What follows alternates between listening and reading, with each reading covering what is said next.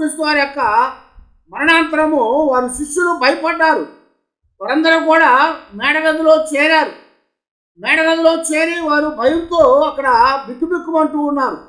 ఈ విషయాన్ని జ్ఞాపకం చేసుకున్నట్లయితే యోహాను సువార్తలో 20వ అధ్యాయమందు 19వ వచనంలో మనకి జ్ఞాపకం చేస్తూ చెప్తున్నాడు. అక్కడ ఆదివారము సాయంకాలమున యూదుల శిష్యులు యూదులకు భయపడి తాము కూడి ఉన్న ఇంటి తలుపులను మూసుకొని ఉండగా యేసు వచ్చి వారి మధ్యను నిలిచి మీకు సమాధానము కలుగును గాక అని వారితో చెప్పాను అని రాస్తున్నాడు. ఇది ఎప్పుడయ్యా అంటే ఆయన పునరుద్ధానం చెందినటువంటి ఆదివారం. ఆ సాయంకాలమున ప్రభువు వారికి కనపడ్డాడు. వారు భయంతో ఉన్నారు.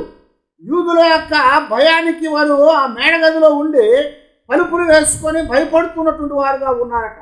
అయితే ఆ సాయంకాలము ప్రభువు వారికి మొట్టమొదటగా వచ్చి ప్రత్యక్షమయ్యాడు.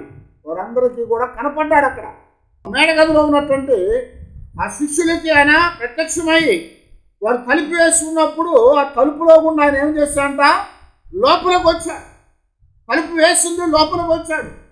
ఆయన లోపలికి వచ్చినప్పుడు వారు భయంతో ఉన్నారు కనుక ఆయన ఏం చెప్పాడంటే మీకు సమాధానము కలుగును గాక అని చెప్పాడు. అప్పుడు వారందరూ కూడా కొంచెం భయం వీడి ప్రభువును చూసి చిన్న ధైర్యాన్ని కలిగి ఉన్నారు. వారు ధైర్యం కలిగి ప్రభువు లేచాడని వారికి ధైర్యపరుచుకున్నటువంటి వారుగా మనం ఇక్కడ గమనిస్తూ ఉన్నాము. అయితే ఏమైందంటే ఆ సమయంలో ఎంతమంది ఉన్నారంటే అక్కడ 10 మంది ఉన్నారట. శిష్యులు ఎంతమంది? 12 మంది.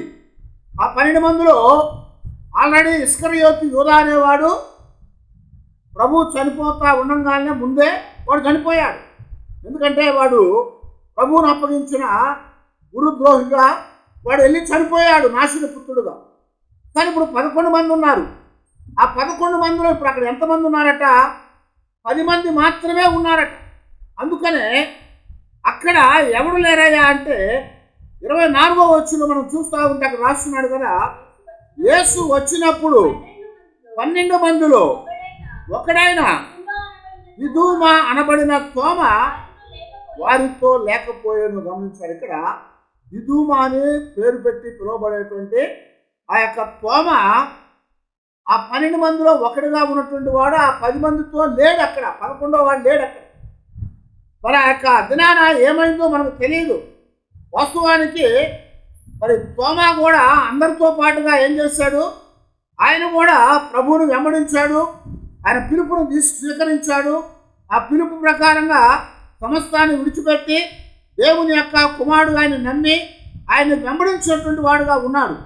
కానీ ఇప్పుడు ఏమైందంటే ఆ యొక్క ప్రభువు చనిపోయి తిరిగి లేచినప్పుడు, అంటే ప్రభువు చనిపోగానే పట్టబడంగానే అందరూ కూడా గచ్చమైన తోటలో పారిపోయారు. ఆ తర్వాత యోహాను ఒక్కడే సిలువ దగ్గర ఉన్నాడు. అదైపోయిన తర్వాత భయంతో పునరుద్ధానమందు వారు ఆ మేడగదిలో దాక్కుని ఉన్నప్పుడు ప్రభు వచ్చాడు. కానీ తోమ లేడు అక్కడ. తోమ ఎందుకు లేడు అన్నది మనకి ఇక్కడ రాయబడతలేదు. కానీ తోమ అక్కడ లేడు అని ప్రత్యేకంగా జ్ఞాపకం చేస్తున్నాడు. ఎందుకనంటే యేసు ప్రభు వారు ఇదే యోహాను సువార్తలో 17వ అధ్యాయంలో ప్రార్థన చేస్తాడని చెప్పుకున్నాం. ఆ ప్రార్థనలో ఆయన ఏం చెప్పాడు, తండ్రి ఇదిగో నువ్వు నాకు అప్పగించిన వారిని నేను నీ చేతికి అప్పగిస్తున్నాను. వారందరిని కూడా కాపాడు. వారిలో ఒకడు తప్ప అందరూ కూడా పరిశుద్ధులై ఉన్నారు. వారందరినీ కూడా నీ చేతికి అప్పగించానని యేసు ప్రభు వారు ప్రార్థన చేశారు. ఇప్పుడు ఆ ఒక్కడు ఎవడు, ఇస్కరియోతు యూదా, వాడు తప్పిపోయాడు. వాడు నాశన పుత్రుడు, నాశనానికి వెళ్ళిపోయాడు వాడు. కనుక ఇప్పుడు 11 మంది ఉంటే 11 మందిలో 10 మంది మాత్రమే ఇక్కడ చేరి ఉన్నారు. మరి 11వ వాడు లేడు. ప్రభువు ఎవరిని కూడా విడిచిపెట్టేవాడు కాదు. అందుకనే మన జీవితాల్లో మనము దేవుని యొక్క దగ్గరకు వచ్చినప్పుడు దేవుడు ఒక్కొక్కరిని కూడా ప్రత్యేకంగా ఆయన ఎరుగున్నటువంటి వాడు అని చెప్తున్నాడు. అందుకనే ప్రభు ఏం చెప్పాడు యోహాను సువార్త 10వ అధ్యాయంలో, నేను నా గొర్రెలను ఎరుగుదును అని చెప్తున్నాను. నేను నా గొర్రెల్ని ఎరుగుతాను.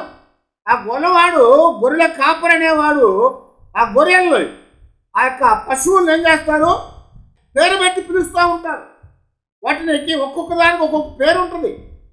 ఆ పేరు పెట్టి పిలవగానే ఆ పశువు వస్తుంది వాళ్ళ దగ్గరికి. అలాగే ప్రభు కూడా ఇక్కడ నా గొర్రెలను నేను ఎదుగుదును, నా గొర్రెలను నేను ఎరుగుదును, అవి నా స్వరం ఏంటి అని చెప్పాడు. ఏ ఒక్కరిని కూడా ఆయన విడిచిపెట్టేవాడు కాడు అని చెప్తున్నాడు. అయితే ఇప్పుడు తోమ అనేవాడు అక్కడ లేడు. ఆ తోమ అనేవాడు లేడు కనుక ప్రభు ఏం చేస్తాడంట, 25వ వచనంలో మనం చూస్తూ ఉంటే, కనుక తక్కిన శిష్యులు మేము ప్రభువును చూచితిమి అని అతనితో చెప్పగా అతడు, నేను ఆయన చేతులను మేకుల గుర్తులను చూచి నా వేలు ఆ మేకుల గుర్తులో పెట్టి నా చెయ్యి ఆయన పక్కలో ఉంచితేనే కానీ నమ్మనని వారితో చెప్పాను. గొప్ప భయంకరమైన స్టేట్మెంట్ ఇచ్చాడు. ఆ రోజు ఆయన లేడు కనుక తర్వాత తోమా వచ్చాడు వాళ్ళ దగ్గరికి.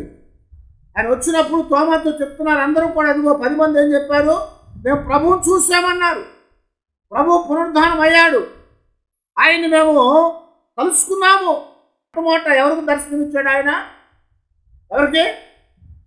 మగ్దలేనే మరియకి ఇచ్చాడు. ఎందుకంటే ఆమె అంత ఎక్కువగా ఆయన్ని ప్రేమించింది కనుక ఆమెకు మొట్టమొదట దర్శనం కలిగింది. ఆమె చూసి గవ్వగా వెళ్ళి శిష్యులకు చెప్పిందట, ఇదిగో ప్రభువు లేచి ఉన్నాడు, నేను ఆయన చూశానని చెప్పినప్పుడు అందరూ కూడా కంగారు పడ్డారు. కానీ పేతురు యోహోను మాత్రం పరిగెత్తుకొని ఆ యొక్క సమాధి దగ్గరికి వచ్చారని 20వ అధ్యాయంలో మొట్టమొదటిలో మనకు జ్ఞాపకం చేస్తున్నాం. అక్కడికి వచ్చినప్పుడు ఏమైందంటే పేతురు వెళ్ళి లోపల తొంగి చూశాడు, బయటకు వచ్చేసాడు. యోహోను వెళ్ళి మళ్ళా చూశాడు, ఆ యోహోను బయటకు వచ్చాడు. అయితే పేతురు ఏమాడట, ఆశ్చర్యపడ్డాడట. యోహోను మాత్రము విశ్వాసం ఉంచాడు, నమ్మాడట. 8వ వచనం మనం చూస్తూ ఉంటే, అప్పుడు మొదట సమాధి వద్దకు వచ్చి ఆ శిష్యుడు లోపలికి పోయి చూచి నమ్మెను. ఎవరట అతను? యోహోనునే. అయితే పేతురు మాత్రము అది చూసి ఆశ్చర్యపడ్డాడు. ఎందుకు ఆశ్చర్యపడ్డాడు? అక్కడ శరీరం లేదు, ఆ పేత వస్త్రాలు పడేయబడి ఉన్నాయి, శరీరం లేదు కనుక ఆశ్చర్యపోయాడు. యేసు ప్రభువారు ఆదివారం సాయంత్రం వచ్చి కలిసినప్పుడు తోమా అక్కడ లేడు. కానీ తోమా లేకపోవడం ద్వారా తర్వాత తోమా కలిసినప్పుడు అందరూ కూడా 10 మంది తోమాతో చెప్పినప్పుడు తోమా ఒక మాట అన్నాడు. ఇక్కడ ఏమన్నాడు? నేను నమ్మను, నేను ఆయన చేతుల్లో కొట్టిన మేకుల గుర్తులో వేలు పెట్టాలి, ఆయన ప్రక్కలో పొడిచిన బల్లెపు కోట్లో నేను వేలు పెట్టాలి, అప్పుడే నేను నమ్ముతాను అని చెప్పాడు. ఆ మాట మరి మిగిలిన వారికి చాలా బాధ కలిగి ఉండొచ్చు. ఆయన మాత్రం చాలా దృఢంగా ఉన్నారు. నేను నమ్మనంటే నమ్మను, ఎందుకంటే లెగుస్తానని చెప్పాడు, లేచాడు లేదు నాకు తెలియదు అని చెప్తున్నాడు. కానీ ఇక్కడ దేవుడు ఒక మాట మనకు జ్ఞాపకం చేస్తున్నాడు. మన జీవితాల్లో ఎప్పుడు కూడా అనుమానించకూడదు, కానీ ఎప్పుడు విశ్వసించేవాళ్ళంగా మనం ఉండాలి. ఎప్పుడు అనుమానించకుండా నిత్యము విశ్వసించేవాళ్ళంగా మనం ఉండాలి. కాబట్టి ఇక్కడ తోమా యొక్క జీవితంలో కొన్ని సంఘటనలు మనకి ఇక్కడ జ్ఞాపకం చేస్తున్నాము. ఆ తోమాని దేవుడు విడిచిపెట్టడానికి ఇష్టపడలేదు. ఎందుకంటే ఆయనను దేవుడు పిలుచుకున్నాడు, ఆయన్ని దేవుడు నీతిమంతుడుగా చేశాడు, ఆయన యథార్థవంతుడుగా చేశాడు, పరిశుద్ధుడుగా చేశాడు. అందుకనే కీర్తనలో మనం గమనిస్తూ ఉంటే 34వ కీర్తనలో 15వ వచనంలో, యెహోవా దృష్టి నీతిమంతుల మీద ఉన్నది, ఆయన చెవులు వారి మొరలకు ఒగ్గి ఉన్నవి. చాలు ఏమన్నాడు? ఆయన దృష్టి అట్ట నీతిమంతుల మీద ఉంది. ఇప్పుడు యేసు ప్రభువారు ఎందుకు చనిపోయారయ్యా అంటే తన శిష్యుల్ని నీతిమంతులుగా చేశాడు. ఆయన శిష్యుల్ని మాత్రమే కాదు, అందరినీ కూడా ఆయన నీతిమంతులుగా చేశాడు. కాబట్టి నీతిమంతులుగా చేసిన ఆ ప్రభువు వారిని చూస్తున్నాడట.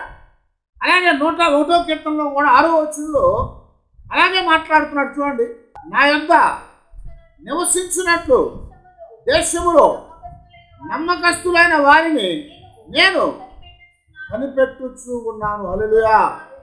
ఏమన్నాడు? నా యొద్ద నివసించినట్లుగా దేశములో నమ్మకస్తులను కనిపెడతా ఉన్నాను. ఇప్పుడు తోమా నమ్మకస్తుడా అపనమ్మకస్తుడా? అపనమ్మకస్తుడు. కానీ తోమా ద్వారా దేవుడు గొప్ప కార్యాలు చేయాలనుకున్నాడు.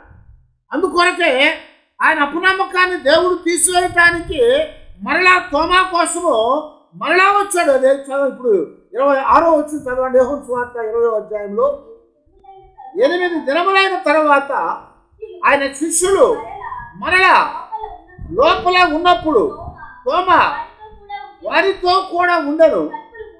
తలుపులు మూయబడి ఉండగా యేసు వచ్చి మధ్యను నిలిచి మీకు సమాధానము కలుగును గాక అనెను. హల్లెలూయా. పునరుద్ధానం అయిన తర్వాత 8 రోజులు మనం కూడా ఈస్టర్ జరుపుకొని 8 రోజులు. ఒకవేళ ఇంకా మన జీవితాల్లో కూడా తోమా లాంటి మనస్తత్వం కలిగి ఉంటే, తోమాలాగా మనము అపనమ్మకస్తులుగా ఉంటే, దేవుడు మనల్ని నీతిమంతులుగాను యథార్థవంతులుగా పరిశుద్ధులుగా ఆయన చేశాడు కనుక, ఆయన ఏర్పాటు చేసుకున్నాడు కనుక మన జీవితాల్లో ఉన్నటువంటి ఆ అపనమ్మకాన్ని కూడా తీసివేయటానికి ఈరోజు మరలా మనతో మాట్లాడుతున్నాడు ఆయన. అందుకనే ఆయన 8 దినములైన తర్వాత మరలా శిష్యులందరూ అందులో ఉన్నారు గదిలో. అప్పుడు ఎవరున్నారట? వారితో పాటుగా తోమా కూడా ఉన్నాడు. తోమా కూడా ఉన్నాడు కనుక అప్పుడు మరలా ప్రభు వచ్చాడు. తలుపులు మూసి ఉండగా ఆయన తలుపులో గుండా లోపలికి వచ్చాడు. తలుపులు తీరా, తలుపులు మూసివేయబడి ఉన్నాయి. తలుపులు మూసివేసినటువంటి ఆ లోపలికి ప్రభు వచ్చాడంటే దాని అర్థం ఏంటి? ఆయన దేవుడు, ఆయన దైవత్వాన్ని కనపరిచాడు. అక్కడ తలుపులు మూసి ఉంటే ఎవడు కూడా లోపలికి రాలేరు. కానీ ఆయన సర్వాంతర్యామి అని చెప్పడానికి, ఆయన సర్వాంతర్యామి అంటే అన్ని చోట్ల కూడా ఉండగలిగిన వాడు. ఆయనకు అర్థమైంది ఏది కూడా లేదు అని దేవుని వాక్యంలో మనకి జ్ఞాపకం చేస్తున్నాడు. అందుకని తలుపులు మూసి ఉండగానే ఆయన మరలా తలుపులో గుండా ఆ గదిలోనికి వచ్చాడు. ఆ గదిలోనికి వచ్చిన ఆయన మీకు శుభము కలుగును గాక అన్నాడు. బహుశా అక్కడ అంతకుముందు 10 మంది శిష్యులు ఆ పునరుద్ధానమైన సాయంకాలం అలాగే ఉంటే అలాగే వచ్చారు తలుపులో గుండా. వాళ్ళకి ఆశ్చర్యం అనిపించలేదు. ఎందుకు? ఆల్రెడీ ఒకసారి అలా వచ్చాడు ఆయన, చూశారు వాళ్ళు. కానీ ఇప్పుడు తోమా చూడలేదు ప్రభువుని అలాగ తలుపులో గుండా రావటం. ఆ తోమా దిదుము అని పిలువబడ్డవాడు, అంటే చాలా స్లోగా ఉండేవాడు. అనేక పర్యాయాలు ప్రభు చెప్పిన తర్వాత దాన్ని అర్థం చేసుకున్నాడు, కొంత సమయం తీసుకునేవాడు. ఒకసారి లాజరు చనిపోయినప్పుడు 2 దినాలు ముందుగా కాయలా పడ్డాడని వర్తమానం వచ్చింది. అప్పుడు ప్రభు వెళ్లకుండా మరి 2 దినాలు కలిపినాక ఆయన చనిపోయాడని వర్తమానం వచ్చింది. అప్పుడు ప్రభు అన్నాడు కదా, పదండి మనం కూడా వెళ్దామని చెప్పినప్పుడు ఆ తోమా అంటాడు కదా, పదండి మనం కూడా వెళ్దాం, ఆయనతో పాటు మనం కూడా చచ్చిపోదాం అంటాడు. ప్రభు చెప్పింది దేనికి? మనం వెళ్ళి లాజరును బ్రతికిద్దామని చెప్పాడు. కానీ తోమాకి ఎలాగ అర్థమైంది? మనం కూడా ఆయనతో పాటు చనిపోదామని అర్థమైందట. ఇలాగా చాలా స్లోగా ఉండేవాడు. అయితే ఇప్పుడు కూడా ఆలస్యంగా ప్రభువును చూశాడు, ఆలస్యంగా ఆయన మహత్యాన్ని చూశాడు, ఆయన దైవత్వాన్ని ఆలస్యంగా చూశాడు. ఆయన చూసినాక బహుశా ఆశ్చర్యపడి ఉంటాడు. ఆశ్చర్యపడేటువంటి ఆ తోమా మరి ప్రభువును చూడంగానే ప్రభువు తోమాను పిలుస్తూ ఉన్నాడు. అదిగో తోమా, నువ్వు రా దగ్గరకు అని పిలిచాడు. తోమా దగ్గరికి వెళ్ళాడు. తోమా దగ్గరికి వెళ్ళినప్పుడు ప్రభువు చెప్తున్నాడు, ఇదిగో నీవు నన్ను చూస్తే కానీ నమ్మనని చెప్పావు, నా గాయాల్లో వేలు పెడితే కానీ నన్ను నమ్మనని చెప్పావు అని చెప్పి ప్రభువు తోమాను పిలిచి చెప్తున్నాడు కదా, తోమా ఇదిగో నా గాయాలు చూడు, నా గాయాలు నువ్వు చూడు అని చెప్తున్నాడు. నా గాయాల్లో నీ వేలు పెట్టు. ఆయన పంచ గాయాలు పొందాడు ప్రభువారు. 2 చేతుల్లో 2 కాళ్ళలో ప్రక్కలో ఆయనకు పొడవబడింది. 2 చేతుల్లో 2 మేకులు కొట్టారు. 2 కాళ్ళు కలిపి మేకును కొట్టారు. ఆయన పక్కలో బల్లెముతో పొడిచారు. ఆయన పంచ గాయములు పొందినవాడని రాయబడతా ఉంది. 5 అనేటువంటిది కృపకి సూచనగా ఉంది. కనుక ఆయన కృపని అందించడానికి మన కొరకు ఆయన 5 గాయాలు చేయబడ్డాడు. ఆ 5 గాయాలు ఇప్పుడు తోమాకు చూపిస్తూ ఉన్నాడు. ఇదిగో తోమా, చూడు, నా చేతులు చూడు, నా ప్రక్కన చూడు అని చెప్పినప్పుడు మరి బహుశా తోమా ఆ రంధ్రాల్లో వేలు పెట్టాడో లేదో రాయబడలేదు ఇక్కడ. కానీ ఆ రంధ్రాలు కనపడతా ఉన్నాయి. ఆ మేకులు కొట్టిన రంధ్రాలు కనపడతా ఉన్నాయి. చేతులు ప్రక్కలో ఆ బల్యం పొడిచినటువంటి రంధ్రం కనపడతానే ఉంది. దాన్ని చూడంగానే గొప్ప స్టేట్మెంట్ పలుకుతా ఉన్నాయి. 8వ వచనంలో మనం చూస్తే, అందుకు తోమా ఆయనతో, నా ప్రభువా, నా దేవా అని ఏమన్నాడు? నా ప్రభువా, నా దేవా అని పిలుస్తూ ఉన్నాడు. ఎందుకంటే అంతకుముందు ప్రభువా, దేవా అని పిలిచేవాడు. కానీ ఎప్పుడైతే చేతిలో ఉన్నటువంటి గాయాలు, ఆ మేకులు కొట్టిన రంధ్రాలను చూశాడో, పక్కలో ఉన్నటువంటి బల్లెపు పోటుతో ఉన్నటువంటి ఆ గాయాన్ని, ఆ రంధ్రాన్ని చూశాడో, ఇప్పుడు ఒక కన్ఫెషన్లోకి వచ్చేసాడు, ఒప్పుకోల్లోనికి వచ్చేసాడు. ఆ ఒప్పుకోల్లోనికి వచ్చి ఇప్పుడు ఆయన ఏమన్నా అంటే, నా దేవా, నా ప్రభు అన్నాడు. అంతకుముందు ఏమన్నాడు? ప్రభు అనేవాడు, దేవా అని పిలిచేవాడు. కానీ ఇప్పుడు నా దేవా, నా ప్రభు అని పిలుస్తూ ఉన్నాడు. ఎందుకంటే చాలాసార్లు మనము బాహ్య సంబంధమైనటువంటి గుర్తులు చూసి మనము విశ్వాసం ఉంచాలనుకుంటూ ఉంటాం. బాహ్య సంబంధమైనటువంటి వాటి బట్టి మనం నడుచుకోవాలనుకుంటూ ఉంటాం. కానీ దేవుడు జ్ఞాపకం చేస్తున్నాడు కదా, బాహ్య సంబంధమైన అన్నీ కూడా ఎప్పుడూ కూడా మనకి సరైన స్థలంలోకి తీసుకెళ్ళవు. బాహ్య సంబంధమైన ఎప్పుడు కూడా మనల్ని విశ్వాసంలో బలంగా ఉంచువు. గమనించారా? బాహ్య సంబంధమైనవి అన్నిసార్లు మనకి విశ్వాసాన్ని కలుగుతాయి. విశ్వాసికి కొన్నిసార్లు చూసింది కావాలి, చెప్పేది కూడా కావాలి. అర్థమవుతుందా? అలాగే మన హృదయంలో కూడా దాని యందు నమ్మకాన్ని ఉంచాలి. అందుకొరకే పౌలు గారు మాట్లాడుతూ 2 కొరింథీ పత్రికలో 5వ అధ్యాయము 6వ వచనంలో, వెలిచూపు వలన కాక విశ్వాసం వలనే మనము నడుచుకొనుచున్నాము అని జ్ఞాపకం చేస్తున్నాడు. ఎలాగట? వెలిచూపును బట్టి కాదు. వెలిచూపు అంటే ఏంటి? బయట ఉన్నవి, బయట కనపడేది. లేకపోతే వేలు చూపును బట్టి, చాలాసార్లు చదివేటప్పుడు గమనించేటప్పుడు వేలు చూపును బట్టి అంటారు. వేలు చూపైనా వెలి చూపైనా బాహ్య సంబంధమైనవి. ఆ బాహ్య సంబంధమైన వాటిని బట్టి కాదు. కానీ మనం ఎలా నడుచుకుంటున్నామట? విశ్వాసం మూలంగా నడుచుకుంటున్నాము. ఇప్పుడు తోమాకి ఒక డౌట్ వచ్చింది, ఒక అనుమానం వచ్చింది. ఆ అనుమానం ఏంటంటే, ఆయన లెగవలేదని, ఆయన పునరుద్ధానము చెందలేదని. కానీ పునరుద్ధానము చెందాడని శిష్యులు నమ్మారు చాలామంది. శిష్యులతో పాటుగా ఆయన పునరుద్ధానం చెందుతాడని ఆయన సిలువ వేసిన ఆ యొక్క వ్యతిరేకులు కూడా నమ్మారు. అందుకనే ఏం చేశారు? వాళ్ళు కావలి కోరుకున్నారు. ఆయన కావలి కోరుకున్నారు. ఎందుకంటే లెగుస్తానని చెప్పాడన్న మాట నమ్మకం వాళ్ళకు. ఆ సంగతి వాళ్ళు బాగా విశ్వాసం ఉంచారు. కనుక పిలాతు దగ్గరికి వెళ్ళి ఆయన కావలి ఖాయమని కోరుకున్నారు. అయితే ఇక్కడ తోమా మాత్రము అది నమ్మలేకపోయాడు, అది విశ్వసించలేకపోయాడు. ఇప్పుడు తోమా అనుకుంటున్నాడు కదా, నేను బయట చూస్తే కానీ నేను నమ్మలేనంటున్నాను. మనం ఎప్పుడు కూడా వెలిచూపును బట్టి నడిచే వారంగా ఉండకూడదు. వెలిచూపును బట్టి నడిస్తే ఏమో తెలుసా, ఒక దినాన్ని దెబ్బతింటాం. మనం రతంగా ఎవరైనా చూసి అబ్బా అనుకున్నాం అనుకోండి, కొద్దిసేపు అయినాక వాళ్ళ రంగంతా బయటపడిపోతాం. ఎందుకంటే వాళ్ళు జనం ముందే అలా కనపడవచ్చు. వాళ్ళ యొక్క సాక్ష్యాలు అనేవి, వాళ్ళ మాటలు అనేవి, వాళ్ళు నడవడంతా కూడా ఎలా ఉంటుందంటే, ఆ యొక్క స్టేజ్ మీదకి వచ్చినప్పుడే రహస్యంగా వాళ్ళ గదిలోకి వెళ్ళి మనం చూస్తే మనకంటే ఘోరంగా ఉంటారు. ఈ విషయాలు మనం బహిరంగంగా చెప్పుకోకూడదు.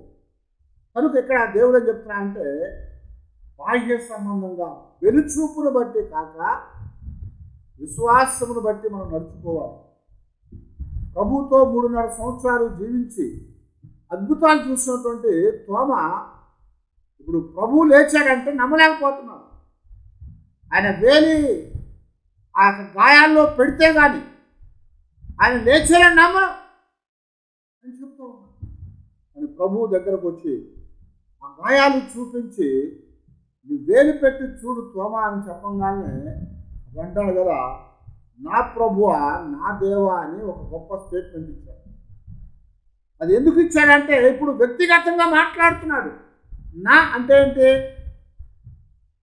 నా అంటే పర్సనల్ కదా, వ్యక్తిగతమైంది. మాది అంటారు, మాది అంటే సమిష్టి కదా. తోమా కూడా ఏమని పిలుస్తా అంటే నా ప్రభువా నా దేవా అంటున్నాడు. అంటే ఇప్పుడు దాకా మన ప్రభువు మన మన దేవుడు అని చెప్పాడు ఆయన, కానీ ఇప్పుడు మన ప్రభు అంటలేదు, వ్యక్తిగతంగా మాట్లాడుతున్నాడు. నా ప్రభు అంటున్నాడు. అంటే ఇప్పుడు అసలైన దారిలోనికి వచ్చాడు.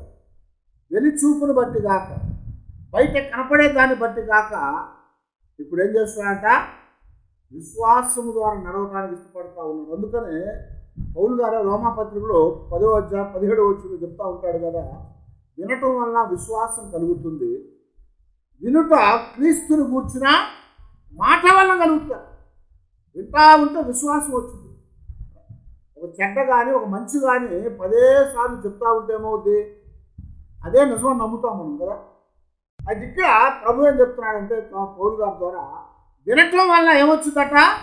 విశ్వాసం వచ్చింది. అది దేని గురించి వింటే? యేసును కూర్చున్న వార్త విన్నప్పుడు, క్రీస్తును కూర్చున్న వార్త విన్నప్పుడు విశ్వాసం కలుగుతుంది.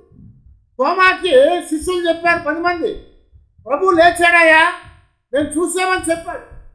అప్పుడు బహుశా మగ్దలేని మరియా, తల్లి అయిన మరియా, మరి వాళ్ళ చెల్లి అయినటువంటి సొలోమి, అలాగే క్లోపా భార్య అయిన మరియా, వాళ్ళ నలుగురు కూడా యేసు ప్రభు యొక్క శిలువ దగ్గర ఉన్నారు. వారు కూడా ఇప్పుడు మేడగదిలో ఉన్నారు. చాలామంది మేడగదిలో చేరి ఉన్నారు. ఇప్పుడు వాళ్ళందరూ భయపడతా ఉంటే, వాళ్ళందరూ ప్రభువు కనపడితే సంతోషపడితే తోమాకి చెప్పారు వచ్చినప్పుడు, ఇదిగో మేమందరం ప్రభువు చూసామని చెప్తున్నారు, నేను మొట్టమొదటి చూశాను తోమా గారు అని మగ్దలేని మరియా చెప్పుకుంటుంది. తర్వాత పేతురు చెప్పుకుంటాడు, యోహాను చెప్పాడు, ఎమ్మయ్య మార్గంలో వెళ్తా ఉన్నప్పుడు ఇద్దరు కనపడ్డాడు ఆయన అదే రోజు సాయంకాలం. వాళ్ళు కూడా చెప్పారు మేము ప్రభువుని చూసామని. ఇలాగ చాలామంది ఆ శిష్యులందరూ కూడా అదిగో అప్పుడు కానీ ఇప్పుడు నిన్న సాయంకాలం పోయిన ఆదివారం సాయంకాలమే ఆయన ఇక్కడికే వచ్చాడని చెప్పారు. అని దాన్ని మాత్రం ఆయన నమ్మలేదు. అందుకని ప్రభు చెప్తున్నాడు, వినటం అనేది జరిగితే దానివల్ల విశ్వాసం కలుగుతుంది, అది క్రీస్తుని గూర్చిన మాట వల్ల కలుగుతుంది అన్నారు. కానీ యేసు ప్రభు వారు పునరుద్ధానం అయ్యాడన్న వార్త తోమా విన్నాడు, కానీ ఆయన మనసులో మాత్రం కఠినత్వం ఉండిపోయింది, అనుమానం ఉండిపోయింది, భయం ఉండిపోయింది. దాని కొరకు ఇక్కడ దేవుడు జ్ఞాపకం చేస్తున్నాడు, విశ్వాస సంబంధంగా మనం నడిచినట్లయితే ఆశీర్వాదం కలుగుతుంది. బాహ్య సంబంధంగా మనం నడిచినట్లయితే మనం ఎక్కడో చోట దెబ్బతినే వారంగా ఉంటాం. కాబట్టి అసలు విశ్వాసం అంటే ఏందయ్యా అంటే పౌలు గారే మరి ఆ హెబ్రీయులకు రాసిన పత్రికలో 11వ అధ్యాయం 1వ వచనం చెప్పాడు. ఏమన్నాడు అక్కడ? విశ్వాసం అనగా నిరీక్షించబడుతున్నటువంటి వాటి యొక్క నిజ స్వరూపము, అదృశ్యమైనవి ఉన్నవనుటకు రుజువునై ఉన్నది. హల్లెలూయా. అదృశ్యమైనవి ఉన్నవని చెప్పడానికి ఒక రుజువు అది. ఇప్పుడు నేను లెగుస్తానని ప్రభువు చెప్పాడు, నేను పునరుద్ధానం చెందుతానని ప్రభువు చెప్పాడు 3వ రోజు. ఆయన చెప్పిన దానికి వారు రుజువుని వాడికి చూపించాడు. అయితే ఇక్కడ తోమా దాన్ని చూసి కూడా నమ్మలేని పరిస్థితుల్లోకి వచ్చాడు అంటాడు. ఆయన గాయాల్లో నేను వేలు పెట్టాలని చెప్పినప్పుడు ఎంత అవిశ్వాసంతో ఉన్నాడో మనకు అర్థమవుతా ఉంది. దేవుడు ఆయన రక్షించాడు కనుక ఆయన అవిశ్వాసాన్ని ఇప్పుడు తీసివేయాలి. ఆ అవిశ్వాసాన్ని తీసివేయబడిపోతే, ఆయనలో ఉన్న ఆ యొక్క అనుమానాన్ని తీసివేయబడకపోతే ఆయన ఎప్పటికీ ప్రభువుని వెంబడించలేడు, దేవుని శిష్యుడిగా ఉండలేడు. అందుకే తోమా ఉన్నటువంటి సమయంలో మళ్ళా వచ్చాడు. 10 మంది ఉన్నప్పుడు వచ్చిన వాడు వాళ్ళందరూ చెప్తాడు అనుకోవచ్చు కదా, అనుకోలేదు. ఎందుకంటే ఆయన హృదయాన్ని ఎరిగిన వాడు, అందరి హృదయాల్ని ఎరిగినవాడు ఆయన. తోమా యొక్క హృదయం కూడా తెలుసు ఆయనకి. ఇస్కరియోతు యూదా హృదయాన్ని ఎరిగినటువంటి దేవుడు తోమా అనుమానిస్తానని ఎరగడా? పేతురు 3 సార్లు బొంగుతాడని చెప్పిన దేవుడు లేచిన తర్వాత తోమా కూడా నా యొక్క గాయాల్లో వేలు పెడతా కానీ నమ్మనని చెప్తాడని ఎరగడా? తెలుసు ఆయనకి. ఆ అనుమానాన్ని తీసివేయటానికి, ఆయనలో ఉన్న విశ్వాసాన్ని పెంపొందించడానికి, మరలా ప్రారంభించడానికి యేసు ప్రభువారు 2వ ఆదివారం 8వ దినాన ఆ శిష్యులు కూడుకున్న స్థలంలోనికి వచ్చి ఆ తోమా యొక్క హృదయంలో ఉన్నటువంటి అనుమానాన్ని ముందే చెప్పేశాడు. తోమా ఇల్లు అడిగాడా, ఏలు పెడతానే అని? ప్రభు ఏమంటున్నాడు? 27వ వచనం మనం చూస్తా ఉంటే, తరువాత తోమాను చూచి నీ వేలు ఇటు చాచి నా చేతులు చూడుము, నీ చెయ్యి చాచి నా ప్రక్కలో ఉంచి అవిశ్వాసివి కాక విశ్వాసివై ఉండుమనను. హల్లెలూయా. ప్రభువే చెప్తున్నాడు ఇక్కడ. తోమా అడగలేదు. తోమా అనుకున్న మాట శిష్యులతో అన్నాడు కానీ ప్రభుతో అన్నాడా? లేదు. కానీ ప్రభువు ప్రతి వారి హృదయాన్ని ఎరిగినవాడు. నా హృదయాన్ని, మీ హృదయాన్ని దేవుడు ఎరిగినవాడు. ఆయన మన హృదయంలో ఎలాంటి అనుమానం ఉందో తెలుసు ఆయనకి. మన హృదయంలో ఎంత విశ్వాసం ఉందో తెలుసు ఆయనకి. మన హృదయం ఎంతగా ఆయన ప్రేమిస్తుందో తెలుసు ఆయనకి. అందుకనే ఆయన ప్రేమించాడు కనుక మనం పడిపోవటమో నశించడం ఆయనకి ఇష్టం లేదు. కనుక ఆయన ఇప్పుడు తోమాని బలపరచడానికి, తోమాని మరలా నిలబెట్టడానికి ఆయన వచ్చి ఏం చేస్తున్నా అంటే తోమాతో చెప్తున్నాడు కదా, ఇదిగో నువ్వు అవిశ్వాసివి కాక విశ్వాసివై ఉండునట్లుగా నా చేతుల్లో నీవు వేలు పెట్టు, నా ప్రక్కన వేలు పెట్టమని చూడమని చెప్పాడు. అప్పుడు వెంటనే తోమా చెప్తున్నాడు, ఆయన అవిశ్వాసం అనేది తీసివేయబడిపోయింది, ఆయన అనుమానం అనేది తీసివేయబడిపోయింది. ప్రభువుని ఎదురుగా చూశాడు కానీ ఎదురుగా చూసినప్పటికీ ఆయన గాయాలు కనపడ్డాయి. బహుశా ప్రభు ఇలా చేయబెట్టంగానే ఈ చేతి రంధ్రంలో గుండా వెలుతురు అవతల పడి ఉంటుంది కదా. చేయబెడితేమవుద్ది, నీడ పడతా ఉంటుంది కదా. కానీ ఆ నీడలో వెలుతురు పడతా ఉంది మధ్యలో. అంటే దాని అర్థం ఏంటి? అక్కడ రంధ్రం ఉంది. తలుపుల్లో అప్పుడప్పుడు పగిలిపోయిన తలుపులు సందులు ఉంటాయి. మనం తలుపేసుకున్నా కానీ ఎండ అందులో ఉంచి పడుతుంది. పొద్దున్నే మొత్తం తలుపు మొత్తం లోపలికి వచ్చిందా? రాలేదు. ఎక్కడొచ్చింది? ఎక్కడైతే తలుపులో ఆ నెర్ర విడిచిందో, ఆ పగిలి ఉందో, ఆ సందులో ఉన్న ఎండ వస్తుంది. అది చూసి తెల్లారిపోయింది అనుకుంటాం మనం. అలాగే ఇప్పుడు ప్రభు యొక్క చేతిని ఆయన చాచి చూడని చెప్పగానే ఆ చేతి రంధ్రములో గుండా వెలుతురు వెళ్ళి గోడ మీద పడతా ఉంది. బహుశా దాన్ని చూచుంటాడు తోమ. వెంటనే ఆయన అవిశ్వాసం అనేది తీసివేయబడిపోయింది, ఆయన యొక్క అనుమానం అనేది తీసివేయబడిపోయింది. ప్రభు చెప్పాడు, అవిశ్వాసివి కాక విశ్వాసివై ఉండు. ప్రభు తోమతో మాత్రమే కాదు, ఈరోజు నాతో నీతో కూడా ప్రభు చెప్తున్నాడు కదా, మనము కూడా అవిశ్వాసిగా ఉండక విశ్వాసము కలిగినటువంటి వారంగా ఉండాలి అని చెప్తున్నాడు. ఒకవేళ మన జీవితాల్లో ఏదైనా అనుమానం ఉండొచ్చేమో కానీ ఆ అనుమానం అనేది దేవుని మాట చేత, దేవుని యొక్క దర్శనము చేత, ఆయన యొక్క మరి ఆ యొక్క దాన్ని చూచినప్పుడు అది తీసివేయబడాలి మన జీవితాలు. అది ఎన్నడూ కూడా మరలా అనుమానాన్ని కలిగినటువంటి వారంగా మనం ఉండకూడదు. ప్రభువు లెగవలేదు అనుకున్నాడు కానీ ఆయనను చూసినప్పుడు, ఆయన గాయాలను చూడంగానే వెంటనే నా ప్రభువా, నా దేవాన్ని పలికాడు. అంటే వ్యక్తిగతంగా వచ్చేసాడు. నువ్వు నా దేవుడివి, నా ప్రభుడు అని చెప్తున్నాడు. కనుక మన జీవితాల్లో కూడా మనము ఎప్పుడు కూడా తోమా వంటి హృదయాన్ని కలిగిన వారంగా ఉండకూడదు. తోమా లాంటి విశ్వాసాన్ని కలిగిన వారంగా ఉండకూడదు. అందుకనే ఆ రోజు తోమాతో దేవుడు చెప్పాడు, ఇదిగో నీవు ఇప్పటి నుంచి బలమైన విశ్వాసంగా ఉండు. ఆ తోమాని ఎక్కడ పంపించాడు తెలుసా? ఎక్కడ పంపించాడు? మన దేశానికి పంపించాడు, భారతదేశానికి. తోమా కట్ట మన దేశం రావడం ఇష్టం లేదట. ఆయన అటుపక్క ఎక్కడికో వెళ్ళి సువార్త చేయాలనుకున్నాడు. కానీ తోమా యొక్క అనుమానం ఏదైతే ఉందో, తోమా మనస్తత్వం ఏదైతే ఉందో అదే మనస్తత్వాన్ని మనం కలిగి ఉన్నాం. అందుకనే తోమాని భారతదేశానికి పంపించాడు దేవుడు. ఇక్కడికి వచ్చి ఆయనకు అప్పుడు అనిపించుంటుంది, అయ్యో నేను కూడా ఇలాంటి వాడినే కదా ఆ రోజున. ప్రభు లేచాడని 10 మంది చెప్తే నమ్మలేకపోయాను. ప్రభు గాయాల్లో ఏలు పెడితే కానీ, ఆయన ప్రక్కలో వేలు పెడితే కానీ నేను నమ్మలని చెప్పిన వాడిని. భారతదేశంలో కూడా అలాంటి పరిస్థితి ఉంది. ఎవరు కూడా దేవుడు నమ్మటానికి ఇష్టపడినటువంటి సమయాలు ఆ దినాల్లో ఉన్నాయి.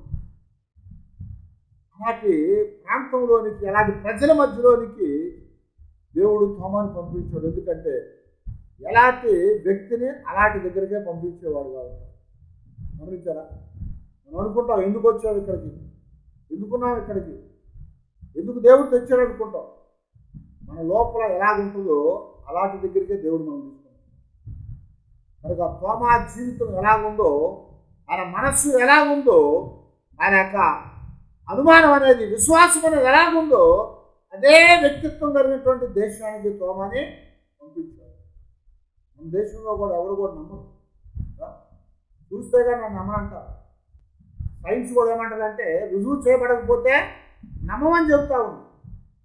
కానీ రుజువు అనేది అన్నిసార్లు పనికొచ్చేది కాదు. విశ్వాసం అనేది ఏంటంటే నిరీక్షించబడుతున్నటువంటి వాటి యొక్క నిజ స్వరూపము. ప్రభు లెగుస్తాను, పునరుద్ధానం అవుతాను చెప్పాడు. ప్రభు పునరుద్ధానం అవుతాను చెప్పాడు కనుక ఆయన పునరుద్ధానం అవుతాడని మనం నమ్మాలి. ఆయన లేచాడని కనపడ్డాడు కాబట్టి ఆయన లేచాడు కనుక మనం ఆయన్ని నమ్మాలి.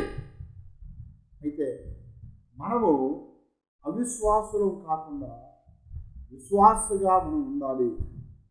అవిశ్వాసిగా ఉంటే ఎక్కడికి వెళ్ళిపోతాము? ఎక్కడికి వెళ్తాము? ఇస్కరియోతు ఎలా ఏమైపోయాడో అలాగవుతాము. ఎందుకంటే వాడు అవిశ్వాసే, వాడు అపవాది, వాడు సాతాను, వాడు నాశన పుత్రుడు, వాడు దాని కొరకే నియమించబడ్డాడని ప్రభు చెప్పాడు.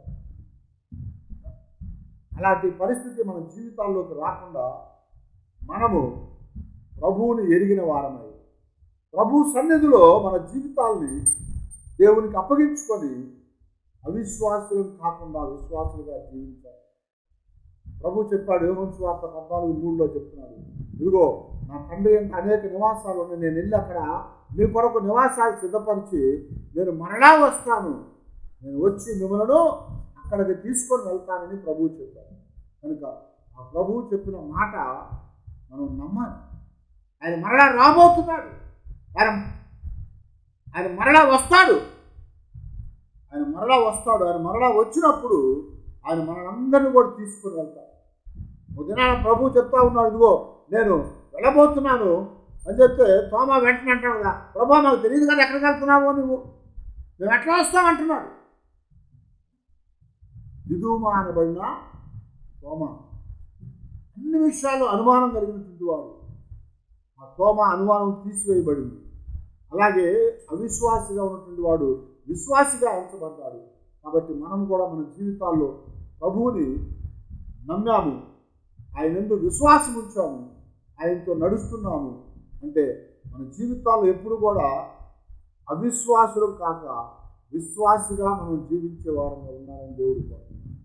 కనుక అలాగా మనందరం కూడా అవిశ్వాసం కాకుండా విశ్వాసిగా ప్రభువుని వెంబడించి అన్ని విషయాలు ఆత్మ సంబంధముగా, అంటే వెలుచూపును బట్టి కాదు కానీ విశ్వాసముతో మనం నడుచుకోవాలి. అలాగ నడవటానికి దేవుడు మనకి కృపను గురించి నడిపించేటట్టుగా దేవుని సన్నిధిలో విశ్వాసం మూలంగా నడిచే భాగ్యం మనకు దయచేయి ప్రభువా అని దేవుని దగ్గర ప్రార్థన చేసుకున్నాం. దేవుని దగ్గర విన్నవించుకొని తోమా వంటి వారం కాకుండా ప్రభువా, అదో మేము నిన్ను వెంబడించడానికి సహాయం చేయి ప్రభువా అని ప్రభు దగ్గర ప్రార్థన చేసుకున్నాను. తల వచ్చి ప్రార్థన చేసుకున్నాను.